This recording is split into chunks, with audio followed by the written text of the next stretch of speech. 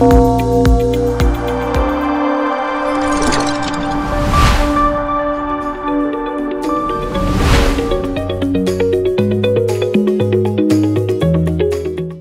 Budget अधिवेशन पूर्व राज्य सरकार कले प्राक बजेट प्रस्तुति। सुना दर आकाश छुआ टपिला 82,000।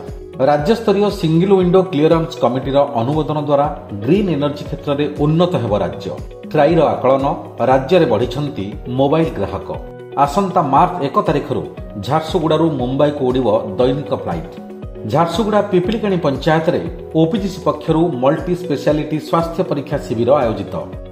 लोकसभा भवन में आयोजित प्राक बजेट बैठक में मुख्यमंत्री पूर्वतन अर्थमंत्री और अर्थनीति विशेषज्ञों सह जोग देइछन्ति विभागीय अधिकारी। बैठक में राज्यर पूर्वतन अर्थमंत्री विभिन्न महल प्रतिनिधि और अर्थनीति विशेषज्ञ माने सामिल हुई सरकार को देइछन्ति विभिन्न परामर्श।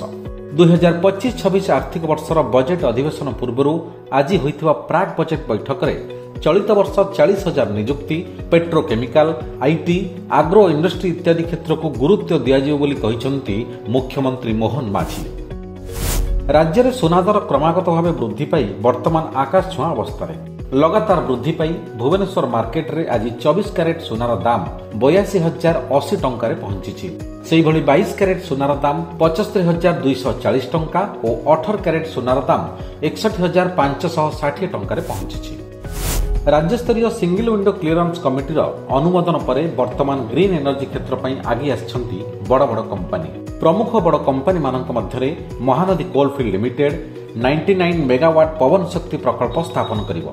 सेहीपरि जेएसपीएल राज्य में स्थापन करिवो ग्रीन विंडर ग्रीन हाइड्रोजन प्रकल्प। ट्राईर 2024 आकलन अनुजाई ओडिशा रे वृद्धि पाइछि मोबाइल ग्राहकों संख्या। ट्राई जारी करिथिबा तथ्य अनुजाई देशर 6टी राज्य में मोबाइल ग्राहक बढ़ी से द्वितीय स्थान रही ओडिशा। ओडिशा रे मोबाइल ग्राहकों संख्या 0.22% अर्थात 74,181 वृद्धि पाई 3,41,87,947 पहुंची।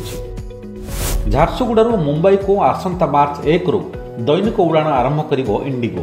पूर्वरू इंडिगोर 3टी विमान यथाक्रमे बेंगालुरु दिल्ली और कोलकाता जाउथुवा बेले वर्तमान चतुर्थ प्रत्यक्ष विमान झारसुगुड़ारू मुंबई को सीधा सड़क संजोग करिवो।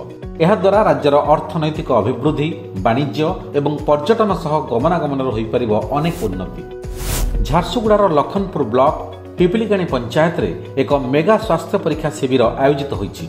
इव थर्माल हॉस्पिटल पक्षरु स्त्री और प्रसूति शिशु अस्थिशल्य चर्म और मेडिसिन विभाग अभिज्ञ डाक्तर माने शिविर में जोगदे रोगी मानकर उत्तम चिकित्सा करिसेंति। एही मल्टी स्पेशलिटी स्वास्थ्य परीक्षा शिविर में पंचायतर पाखापाखि 300 रु ऊर्ध्व विभिन्न रोगी को मागणा चिकित्सा सह औषध मध्य प्रदान करा जायछि। It's all of your business. Business breaking.